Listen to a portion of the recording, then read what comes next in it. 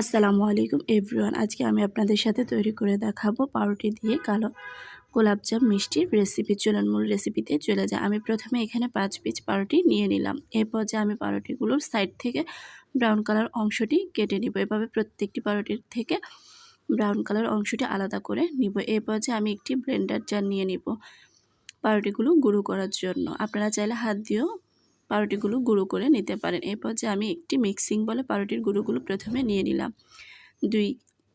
দুই চামচ পরিমাণ গুঁড়ো দুধ দিয়ে দিলাম, সাথে 2 চামচ পরিমাণ ময়দা অ্যাড করে নিলাম। এবার আমি শুকনো উপকরণটি ভালোভাবে হাত দিয়ে মেখে নিব। এখন আমি ডোটি তৈরি করার জন্য এখানে অ্যাড করে নিব লিকুইড দুধ। অল্প পরিমাণে লিকুইড দুধ দিয়ে ভালোভাবে মেখে ডোটি তৈরি করে নিব। এরপর যে আমার ডোটি তৈরি হয়ে গিয়েছে, ডোটি এক পাশে রেখে দিব। এখন আমি শিরা তৈরি করে নিব। প্রথমে চুলায় একটি প্যান বসিয়ে নিলাম। এতে 1 কাপ পরিমাণে চিনি দিয়ে দিলাম। 1 কাপ চিনির জন্য আমি 2 কাপ পানি ব্যবহার করলাম।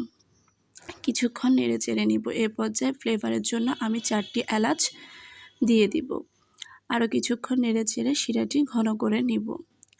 আগে থেকে তৈরি করা ডো থেকে এখন আমি মিষ্টি তৈরি করে নেব। প্রথমে আমি হাতের মধ্যে একটু তেল মেখে নিলাম। এই পর্যায়ে গোল শেপ দিয়ে আমি মিষ্টিগুলো তৈরি করে নিলাম।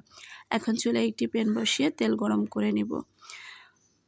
মিষ্টিগুলো ভালোভাবে ভেজে নিব অল্প আঁচে, যাতে করে মিষ্টিগুলো না পুড়ে যায়।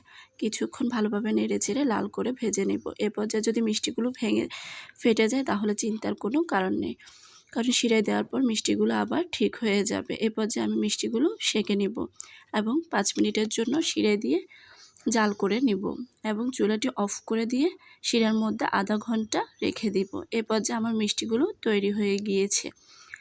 আমার রেসিপিটি আপনাদের কেমন লেগেছে অবশ্যই লাইক কমেন্ট করে যাবেন এবং আমার চ্যানেলটি সাবস্ক্রাইব করে দিবেন। ধন্যবাদ।